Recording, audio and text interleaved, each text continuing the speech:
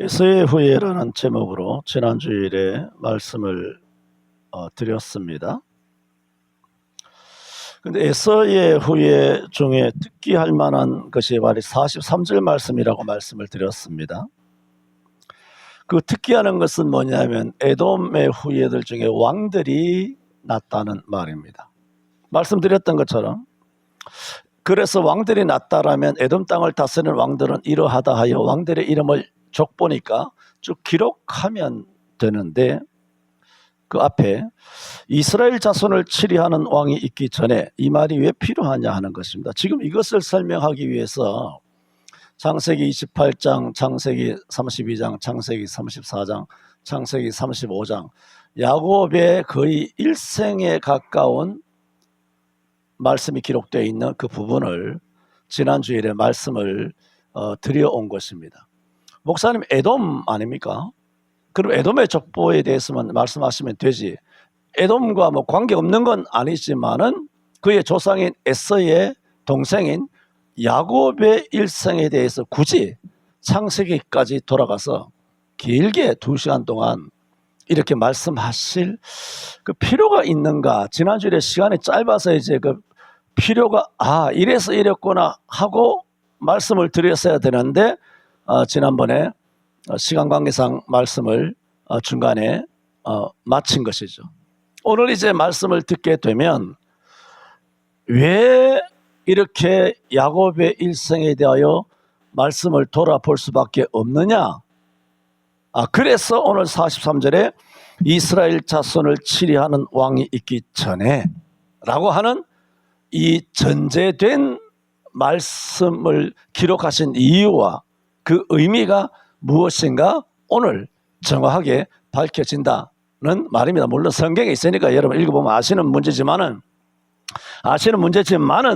대상 1장 오늘 본문과 43절과 연결해서는 알 수 없는 거고 알 수도 없었고 설명하면 아는 것이고 넘어갑시다. 이거 맞춰야 되니까. 그래서 지난번에 야곱이 20년 만에 마침내 가나안 땅에 돌아왔어요. 가나안 땅에 돌아왔는데 세겜에 온 거야. 서원을 갚으려면 서울에서 서원을 갚아야 되는데 평양쯤, 만주에서 평양쯤 와서 평양에서 10년 머물고 앉은 거예요. 평양에서 뭐 송추나 무슨 해주 지나서 서울까지 오는데 뭐 그렇게 10년이나 세월이 걸립니까? 뭐 길어도 한 달만 하면 내려올 텐데 계속 세겜에 머물면서 뭐 여기도 뭐 정들면 타양도 정들면 고향이래니 하고 그게 눌러가지고 좋아라 하면서 10년 동안 있으면서 20년 전에 자기가 서울 땅에서 하나님 앞에 서원한 서원은 까맣게 잊어버리고 하나님 앞에 서원 약속한 것을 갚는 것을 더디한 것입니다. 그래서 이런저런 창세기 34장에서 세겜에 이제 디나가 이제 강간을 당했다든가 시몬과 레위가 사람을 무참하게 죽이는 그런 끔찍한 범죄를 저지르게 되는 그 가정이 그야말로 가정 12아들 있는 것 중에 가정이 풍비박산, 가정이 그야말로 파괴될 수밖에 없는 그런 상황에까지 이르렀을 때 말하자면 이게 뭡니까?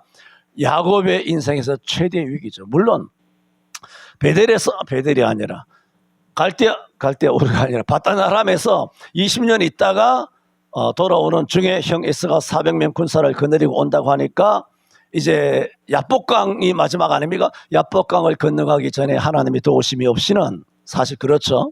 한 번도 기대해 본 적이 없었던 야곱이 하나님이 살려달라고 야복강에서 기도하는 창세기 32장의 위기도 위기예요. 위기지만은 그것은 어떤 신령적인 위기잖아요.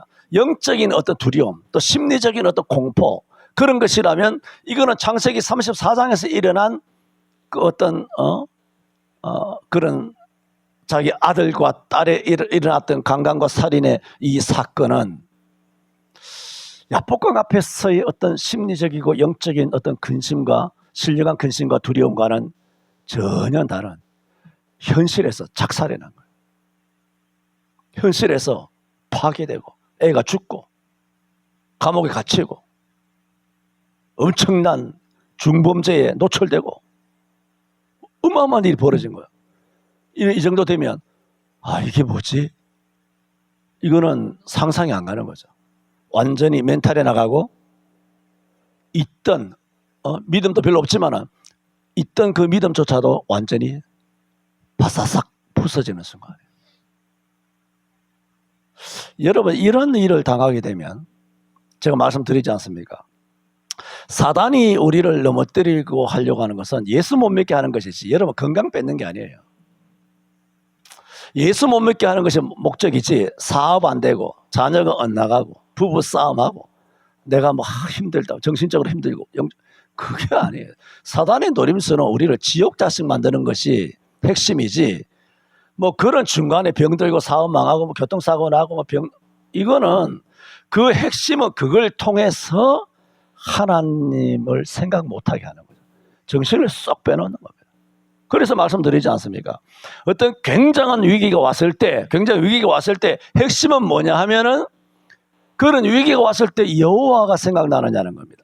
말씀이 생각나느냐는 겁니다. 여러분 했던 말 또 할 수밖에 없어요. 왜냐하면 말씀은 똑같은 맥을 갖고 있기 때문에. 그래서 똑같이 예수를 배반하였을 때지만은 말씀이 생각난 베드로는 주의 말씀에 생각나서 회개하고 돌아왔지만은 가룟 유다는 말씀에 생각 안 나고 자기 양심이 일어난 거예요. 양심이 일어나서 목매달아 죽어버린 거예요. 말씀이 생각난 게 아니죠. 우리들도 지난 세월을 지나올 때에 여러 가지 많은 어려움이 있지 않습니까? 또 앞으로도 없기를 바라지만 똑같은 말입니다. 없기를 바라지만은 있을 수도 있어요. 왜? 하나님께서 합력하여 선을 이루시기 때문에. 그러면 지나온 앞으로는 모르지만 이미 있어온 경험이 있잖아요. 있어온 아픔이 있잖아요.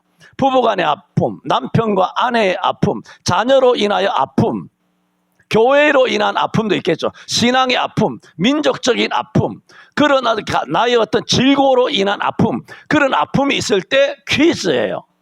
그때 여러분이 제일 먼저 생각나는 것이 무엇이었느냐는 겁니다. 병원에 먼저 생각났습니까? 하나님이 살려달라고 기도가 먼저 떠오르더냐 하는 질문입니다.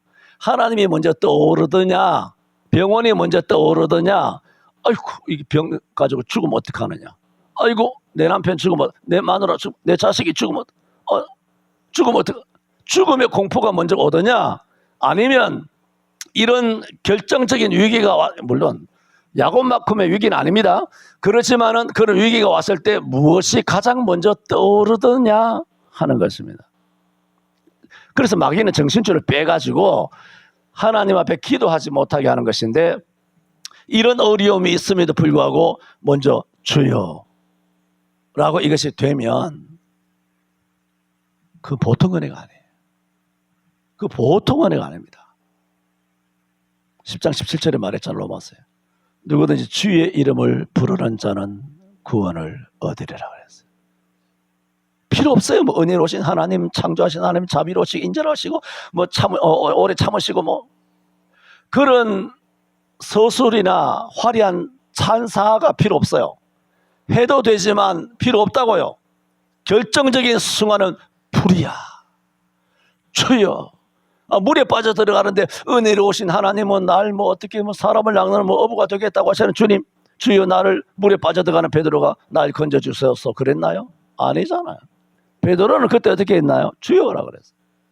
말할 수 없어요. 온몸에 훅 빠져 들어가는데 그 순간에 뭘 절차를, 기도의 순서를 맞춰서 하나님께 기도할 수 있습니까? 주여 하는 거죠. 그게 왜 되느냐 하면 내 속에 우리 안에 성령이 계시기 때문이에요. 너희가 하나님의 성전인 것과 하나님의 성령이 너희 안에 거하시는 것을 너희가 알지 못하느냐 그랬잖아요. 너희 몸은 너희가 주께 받은 바 하나님의 성령이 너희 안에 거하시는 하나님의 전이라. 다 성령이 거하신다 그랬거든요. 왜 우리가 갑자기 주여라고 될까요? 이거는 조건반사적으로 일어나는 게 아니에요. 영적인 문제라서. 그게 왜 될까요? 내 믿음이 아니라 내 속에 성령이 계시기 때문에.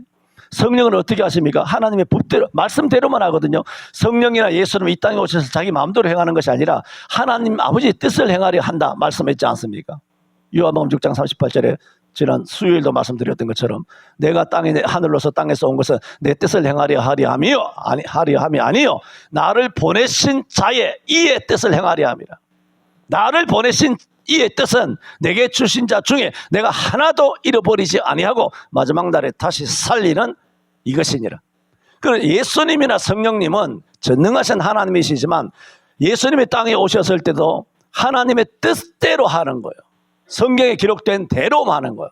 그래서 성경대로 성경을 이루려 함이라 뜻을 다 이루었다 말씀하신 것이고, 우리 속에 계시는 2000년 동안 우리 가운데 계시는 성령 하나님도 전능하시니까 자기 마음대로 하시는 것이 아니라 성자 하나님, 성부 하나님의 성경을 주신 성경 말씀대로 또 예수님의 구속 안에서, 그게 뭡니까? 그리스도 안에서요. 주 안에서. 그 이루신 속죄를 위해서 성령 안에서만, 그 방언다리 안에서만 역사하지. 그러니까 이단이 자꾸 생기는 거죠. 성령 하나님은 전능하시다. 그러므로 성경에 기록되지 않은 것도 하신다. 그 이단의 얘기예요. 그건 논리상으로는 맞는 것 같으나 그 논리가 뭡니까? 성경이 아니라는 거예요. 논리가 맞다가 아니라 성경이 맞아야 돼요. 성경이. 여러분은 들어보면 모른다 그러잖아요. 목사들이 떠들면 알아듣습니까? 들을 것 같습니까? 이사야 14장 12절처럼 왜 그렇게 됩니까? 왜 내가 하늘에 올라 하나님의 묵별 위에 나를 높이리라. 지극히 높은 자 위에 내가 좌정하리라. 가장 높은 구름에 올라 가장 높은 자와 함께 비기리라. 도대체 뭘 안다고? 나도 모르는데. 짜증나게. 나도 모르는데 대한민국의 천만들이 뭘 안다고?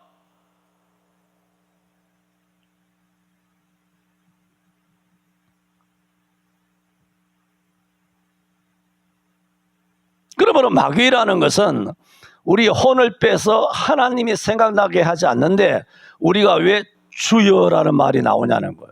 습관적인 주 말고 정말 성령 안에서 살려달라는 마음으로 물에 빠지는 불에서 구원해 달라고 하는 마음으로 주여라고 그것이 되느냐. 그것은 성령께서도 어떻다?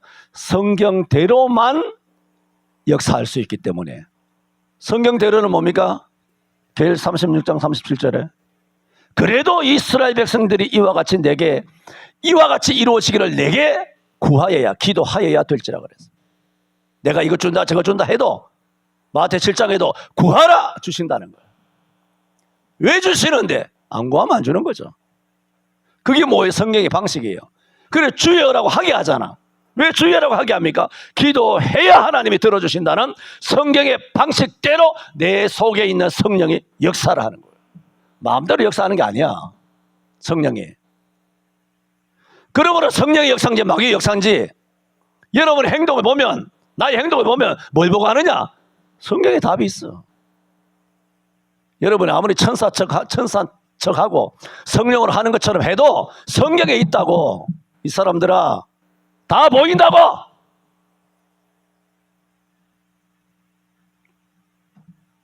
지금 말씀드리는 것은 이 야곱은 대단한 위기가 왔었어요. 대단한 위기가 왔었을 때에 과연 기도할 수 있었을까? 기도했다는 장면이 없어요. 34장에. 근데 35장에 하나님께서 말씀하시지 않습니까? 야곱에게 나타나가지고 너가 너 형 에서의 낯을 피하여 도망했을 때 나타났던 나 여호와 하나님이 말씀하여 가라사대 너는 뭐라고? 베델로 올라가라. 왜 서원 안 갚았느냐? 그때서야 야곱은 이 모든 사달이 왜 벌어졌는지 알았어요. 디나가 잘못한 것도 아니고 둘째 아들 셋째 아들이 잘못한 게 아니고 그 죄가 누구라? 지죄인 걸 안 거예요. 뭘 통하여 깨달았습니까? 베드로가 말씀에서 생각난 것처럼 야곱의 인생이 완전한 진짜 전환점은 진짜 전환입니다. 이 사건 끝나고 베델로 올라가잖아요. 35장 6절에 베델로 6절 맞을 거예요. 그 베델로 딱 올라간 다음에 하나님께서 그때서야 뭐라 그러느냐? 너 이름을 이제부터는 야곱이라 하지 아니하리라 이스라엘이라 하리라. 그렇게 말해요. 서원을 갚자. 그래서 말씀이 임함으로써 야곱이 이 모든 일들이 왜 일어났는지 눈을 열어주신 거죠. 말씀을 통하여 깨우치게 된 겁니다. 그래서 베델로 올라가자 하여 모든 우상과 귀고리와 금고리와 뭐 이런 뭐 모든 부적 같은 거 이런 것도 다 상수리 나무 못해 묶고 그냥 빈 털터리와 같이 하나님 앞에 두 손 들고 베델로 올라가는데 도착이 35장 6절 맞네요. 베델에 이르러 이제 도착을 한 겁니다. 35장 창세기 베델에 이르게 됩니다. 딱 이르자 하나님께서는 어떻게 하시느냐? 35장 6절에 베델에 이르자 35장 9절에 이렇게 말합니다. 그때서야 베델에 오자 성경은 이렇게 말합니다. 야곱이 밧단 아람에서 뭐라고 말하느냐? 돌아오매. 야곱이 돌아온 지 언젠데? 그 뭐냐?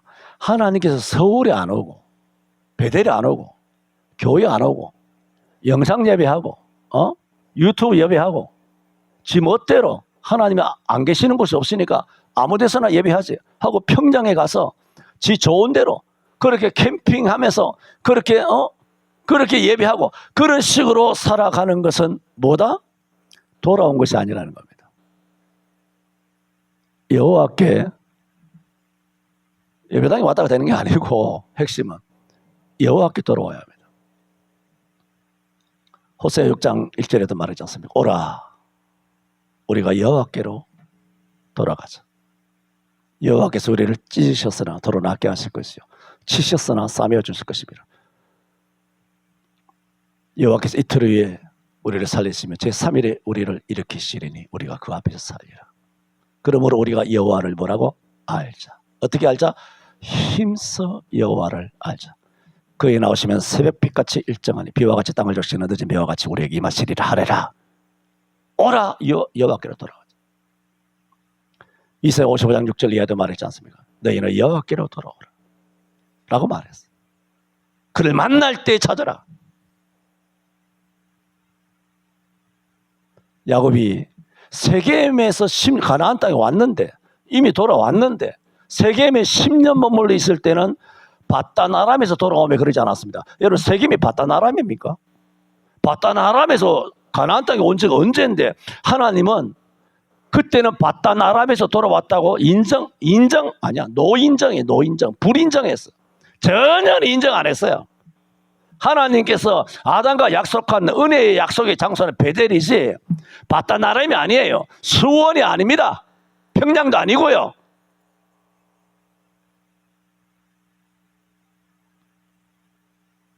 그때서야 밧단 아람에서 돌아오매라고 한 것입니다. 이제 여호와께 돌아온 것을 하나님께서 어떻게 하셨다? 인정하셨다. 우리는 수도 없이 말씀드렸죠. 우리는 알아야 합니다. 성경은 물론 은혜로 믿음으로 구원을 받는다 말합니다. 그러나 항상 말씀드렸듯이 진짜 은혜로 구원을 받았다는 그 은혜와 구원은 반드시 행동으로 증명이 되어야 합니다. 행동으로 증명이 되지 않는 입으로만 은혜로 구원으로 그거는 다 거짓입니다. 그 사람의 행동으로 어떻게 서원을 갖기 위해서 어디로 가야 한다? 베델로 와야 되는 거예요. 세겜에 머물러 있으면서 베델 가야지 언젠가는 서원을 갚아야지 베델 가야지 하면서 시간을 보내고 시간을 자꾸 늦추거든요. 여러분 시간은 하나님의 것이지 여러분의 것이 아니잖아요.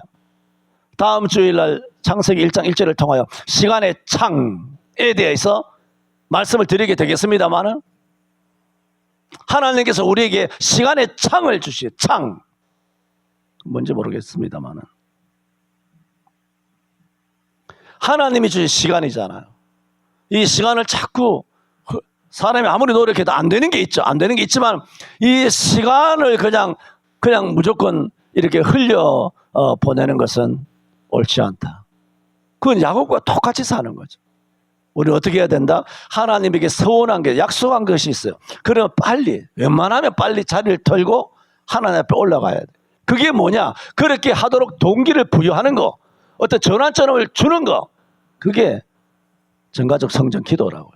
하나님의 집에서 기도하는 것을 통해서 우리 자신을 다시 한번 영적으로 자신을 입원시키고 종합검진을 하는 거예요. 종합검진 받지 말라 그랬죠, 내가. 종합검진 너무 자주 받으면 안 좋습니다. 하여튼 그것도 뭐 듣든가 말든가 알아서들 하시고. 그러므로 야곱이 바단 아람에서 돌아온 적이 언젠데, 그러나 하나님은 베델에 돌아왔을 때야만 돌아왔다고 인정했습니다. 자, 돌아온 다음 하나님께서 어떻게 하셨습니까? 딱 돌아오자 창세기 35장 10절에, 자 34장 6절에 야곱이 베델의 이름에 그랬잖아요. 그리고 35장 9절에 야곱이 바단 아람에서 돌아왔다고 말했잖아요. 9절 다음이 뭡니까? 10절이잖아요. 그때서야 하나님이 야곱을 복을 줍니다. 그 이전에는 없어요. 그 이전에 언제 복을 주셨나요? 베델에서 복을 주셨잖아요. 베델에서 복 준 대로 그가 거짓말하고 라반도 속이고 뭐 삼촌이기도 하고 장인이기도 한데 이렇게 서로 속이고 속고 속이는 그런 삶을 20년 살아왔지 않습니까? 그런데도 하나님께서 평안하게 돌아오도록 하기 위해서 20년 동안 야복강까지도 지켜주신 것은 사실이기 때문에 평안히 돌아왔다라고 말씀을 드린 것이고, 그런데 그 안에는 복이 없어요. 지난 20년 전에 주신 복, 그 은혜 가지고 사는 거예요. 새롭게 받은 복이 없다고요. 그런데 베델에 완전히 돌아왔다는 사실이 인정되는 36장이죠. 35장이죠. 35장 10절에 하나님이 그때서야 야곱에게 복을 줘요. 뭐라고 말합니까? 하나님께서 복 주시기를 그에게 이르시되 내 이름이 야곱이다마는 내 이름을 다시는 야곱이라 부르지 않겠고, 잘 들어보세요. 웬만하면 이건 성경을 찾아야 되는데 넘어갑니다. 이스라엘이, 왜냐하면 오늘 오후에 냉면 먹으러 가야 됩니다. 부르지 않겠고 이스라엘이, 혹시 뭐 목사 나 빼놓고 가느냐? 그건 나 모릅니다. 이태권 사람 책임이니까 나 모릅니다. 이스라엘이 내 이름이 되리라. 그리고 하나님 뭐라 그럽니까? 그에게 이르시되 나는 전능한 하나님이라. 생육하며 번성하라. 국민과 많은 국민이 내게서 나고, 뭐라 그럽니까? 왕들이 내 허리에서 나오리라. 오늘 이 말씀을 하려고 하는 거예요. 이 말씀을 드리려고 한 바퀴를 돈 겁니다. 왜 야곱이 복을 받게 되었느냐? 그 상황을 쭉 설명을 드려야 오늘 이스라엘 자손을 치료하는 왕이 있기 전에 에돔 땅을 다스리는 왕이 일어나냐. 이게 뭐냐는 거예요. 왜 에돔에게 왕이 먼저 있냐는 겁니다. 이 말씀은 뭐냐? 이스라엘에게, 야곱에게 왕을 준다고 하나님께서 먼저 약속을 하셔놓고 왜 왕이 야곱에게서 왕이 안 나고 약속도 못 받은 에돔에게서 왕이 나냐는 거예요. 그 말씀을 하고 있는 겁니다. 그러면서 이 핵심은, 그러니까 에돔이 복 받았다 그 얘기가 아니라,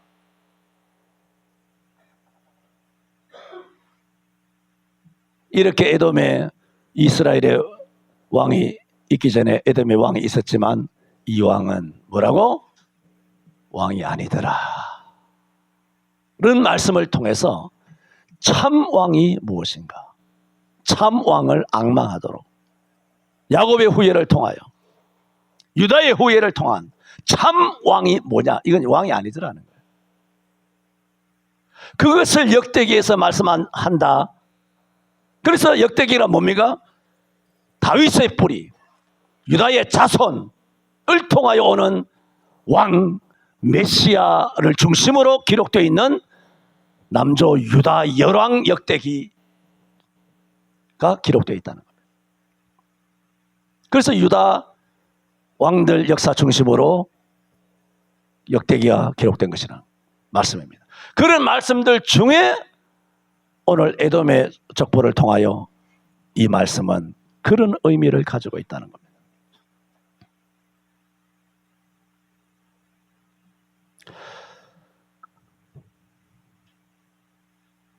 그래서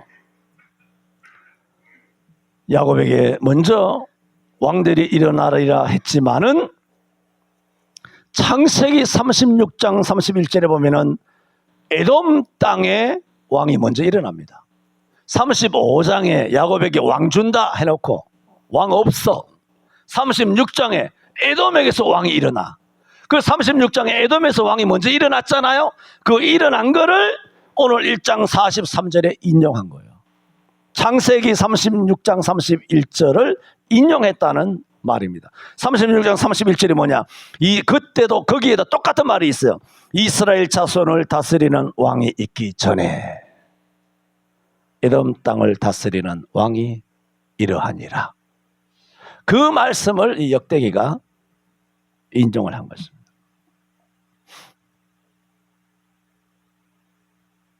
그래서 43절 이하에 8명의 에돔의 왕들이 소개되고 있는데 이스라엘 자손을 치려하는 왕이 있기 전에 에돔 땅이 있었다는 그런 말씀입니다. 그러므로 이스라엘 자손을 치려하는 왕이 있기 전에 에돔 땅을 다스린 왕이 이러하니라 하는 의미가 무엇인지 첫 번째 말씀을 드렸습니다. 두 번째, 제가 잠깐 언급을 했습니다만은 그러면 이것을 어떻게 해석해야 되나? 어떻게 받아들여야 돼요? 뭐 가짜 왕이든 진짜 왕이든 약속의 왕이든 약속을 못 받았던 간에 그것은 의미가 있든 의미가 없든 간에 이 말씀을 어떻게 이해해야 되냐는 거. 일단 성경에 기록되어 있잖아. 성경은 어떤 의미로 우리들에게 교훈을 주느냐 하는 것입니다. 이것은 우리가 말씀드렸던 것처럼 왕이라가 다 왕이 아니다. 이럴때면 여러분 야바위, 옛날 장날에, 요즘 야바위가 있습니까? 예, 장날에 뭐 이렇게 돈 넣고 돈 못 해가지고 뭐 돈 거는 거 있지 않습니까? 그래, 야바위 부정선거에 돈을 땄어. 그 형사건이죠. 사기 아닙니까? 야바위 부정선거로 대통령이 됐어. 그건 뭡니까? 전 국민을 속이고 주권을 유린하고 자유민주주의를 파괴시킨 대반역자, 범죄자지. 그런 사람을 가리켜 법률에 의한 대통령 말하지 않습니다. 범죄자예요. 양아치고 부정선거니까. 그 대통령이 아니죠. 내가 언제 뭐 대통령을 합니까? 법률에 의한 대통령이 아니라 그저 양아치, 악랄한 범죄자, 연쇄살인마, 내란, 외환, 내란법이죠. 국가 반역자예요.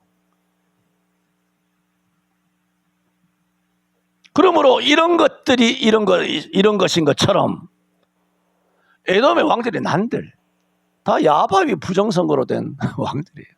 다 제명이 죄인이 대중이 무연이 이런 종류들의 인간들이야. 난 참 이상한 게 아니라 이런 얘기를 많이 했죠. 예수 믿는 사람이 어떻게 교회를 박해하고 예배를 폐쇄시키고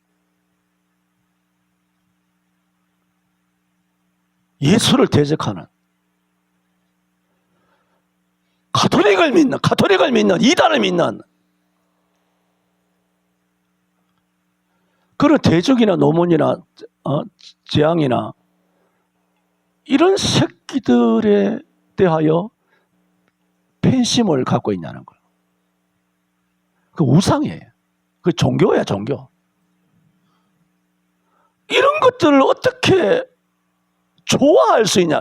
이거는 그 정신병자 아닌가 싶어요. 이 목사들 중에 수들어가잖아. 도저히 납득이 안 돼.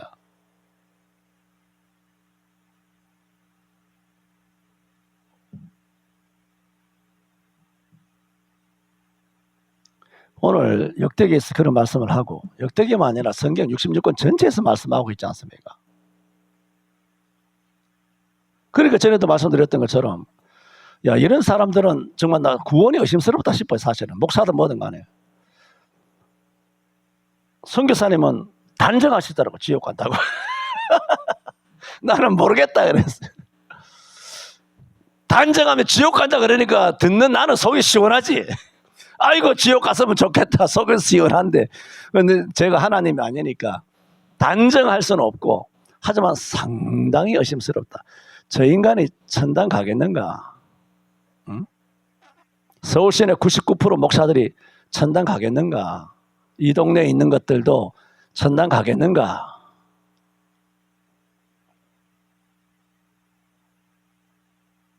보통 범죄가 아니잖아요. 그 범죄는. 그 어마어마한 범죄거든요. 이단을 편드는 거예요. 귀신 편이에요. 고전 10장에도 말하지 않습니까? 너희가 주의 잔과 귀신의 잔을 겸하여 마시지 못하고 주의 상과 귀신의 상에 겸하여 참여치 못할지라 그랬어요. 어떻게 주의 잔과 귀신의 잔을 겸하여 마십니까?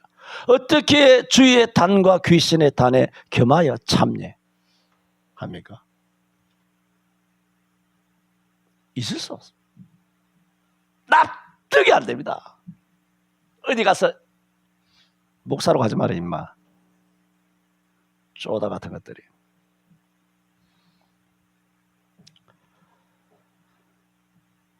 그러므로 우리는 여기서 이 43절 한 절 말씀이 뭐냐? 한마디로 압축하면 성경적인 가치관을 가지라는 거예요.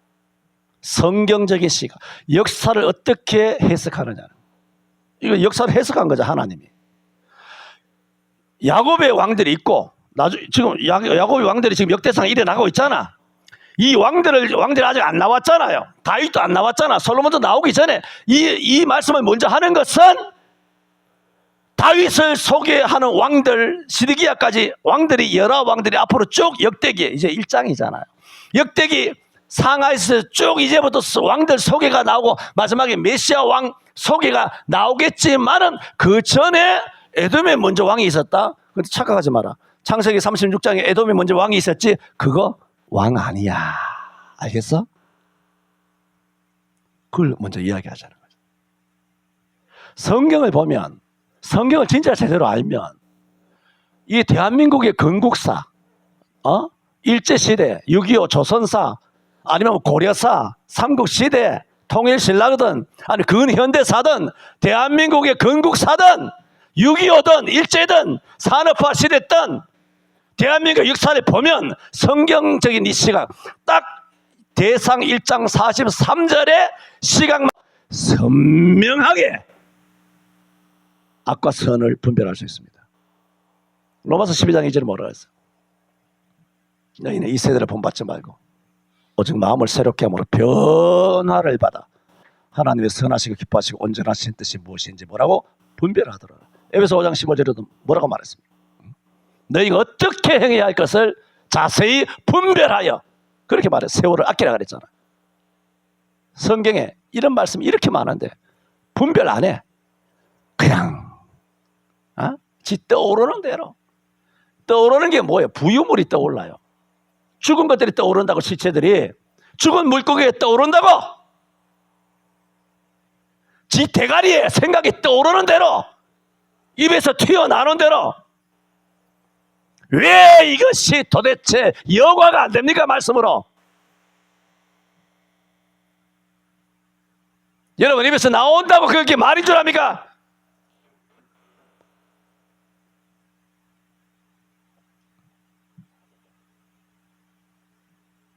한마디로 압축한다 그랬습니다. 이스라엘 자손을 치리하는 왕이 있기 전에 에돔 땅을 다스리는 왕이 이러하지만 이것들은 아무 의미가 없더라 하는 역사적인 성경적인 시각을 가져야 한다라는 말씀입니다.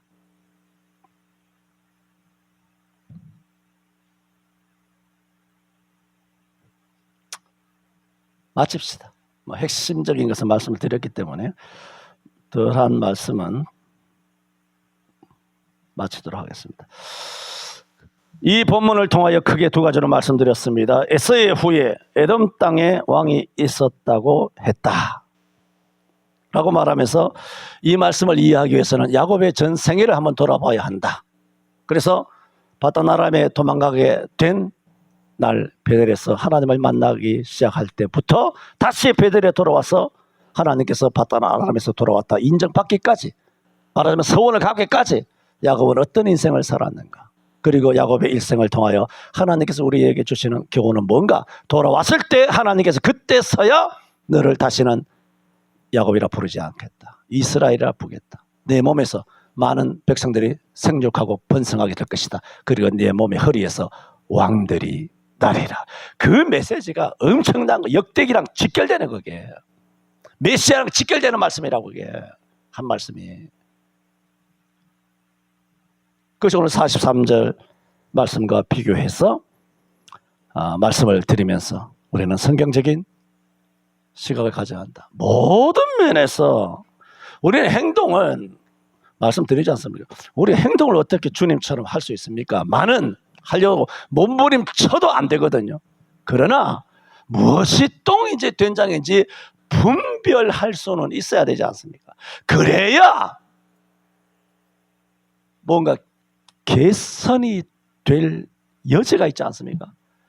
그런데 이게 안까마귀인지 숯까마귀인지 구분을 못해. 말하자면 자기 죄를 몰라. 자기가 뭔지를 몰라. 요즘 애들 하는 말로 메타인지가 없다는 거죠. 메타인지는 뭐냐면 내가 무엇을 했다. 무슨 행동을 했다. 무슨 행동을 했습니다. 돌아보잖아. 이 행동 중에 이건 옳고 이건 잘못한 것 같아. 인지하잖아. 내가 무슨 행동했는지. 오늘 거짓말했어. 양심이 어긋났어. 욕했어. 비난했어. 인지하잖아. 그 다음 뭐 합니까? 내가 이걸 조심해야 되겠다. 앞으로는 이렇게 하지 말아야지. 뭔가 깨닫는 거. 자기 행동이나 또 나라나 국가나 정치나 경제나 종교나 목사나 영상 예배나 우상 숭배나 아니면 코로나나 우한 폐렴이나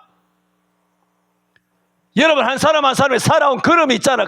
그걸 보면서 깨닫고 이건 잘못됐구나. 다시는 안 해야지. 그런 메타인지가 있어야 되는데 그냥 돌덩어리야. 아이고 목사님 또 날대로 돌덩어리를 하셨다. 그렇게 하는 것이 아니라 지금 설교를 하는 겁니다. 설교를 하는 것인데 여러분들은 돌덩이다 그 얘기가 아니잖아요. 이런 인간 식물인간이 영적으로 식물인간이야. 영적으로 중환자실이지 않습니까? 이런 인지 능력이 없어. 이런 사람 수룩하죠. 그런 삶을 살면 안 된다는 겁니다. 기도합니다. 주님 역대기 강론을 하며 오늘 1장을 다 마치게 하여 주시니 감사합니다. 주님 저희들에게도 성경적인 눈을 열어 주옵소서. 예수님 이름으로 기도하옵나이다. 아멘.